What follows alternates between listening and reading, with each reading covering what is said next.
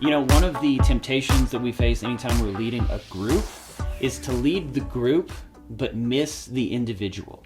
Now, some of you guys have been leading for a long time, and this is going to seem like obvious news to you, and you're naturally good at this. Others of us, we might naturally overlook individuals. We might have an easier time interacting with the group, handling details, just going through the list of questions. But one of the most powerful things you can do to lead your group is to notice individuals, remember their name, and learn their story. Actually, I want to tell you a quick story about that. A couple years ago, when I was working at a church in South Carolina, we had a guy, we'll call him Joe, who came to our church, and he had come from a really rough situation. He had actually come from the rescue mission, and he came to our church for just a couple of weeks, and then he dropped off for about a month, maybe 2 months, that nobody saw him or heard from him. Well, a couple of months after we had seen Joe the last time, I was out front greeting at the door, and he pulls up, gets out of his car, and starts walking to the building. And before he even gets onto the sidewalk, somebody shouted across the yard, "Hey, Joe, I'm so glad that you're back." And the crazy thing is, this guy did not miss a Sunday for 6 months after that.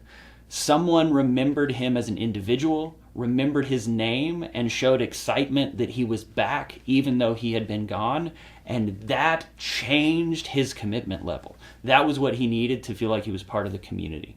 So you as a leader, the way that you choose to individually interact with the people in your group can make all the difference in the world. You will inevitably have people who come to your life group and they feel like no one's going to notice and no one's going to remember. They feel like they're just another face in the crowd.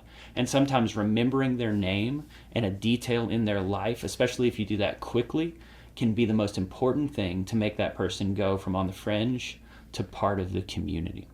Here's the way that I like to get to know people when I'm leading a group. My goal is to be able to get to know someone in such a way, as quickly as possible, that I can then introduce them very well to somebody else. So here's what I mean. If I meet Joe, my goal is in my first interaction to get to know Joe so that later that day I can go to someone else and say, "Hey, have you met Joe? Joe is a great musician, killer bass player. I think you and Joe have a lot of the same musical interests. You guys are going to hit it off."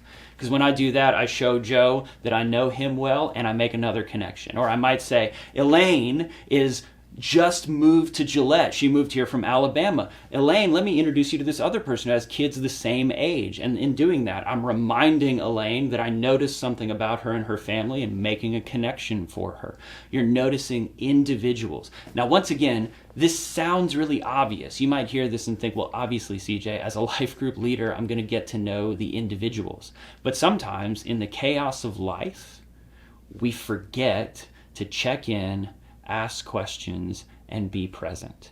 But the more that we can intentionally ask people to coffee, pull someone aside before life group or after, and get to know them, the more we are ensuring that that person is going from the fringe to part of the community, that that person is welcomed into the family of God's people so that they can become who God's created them to be.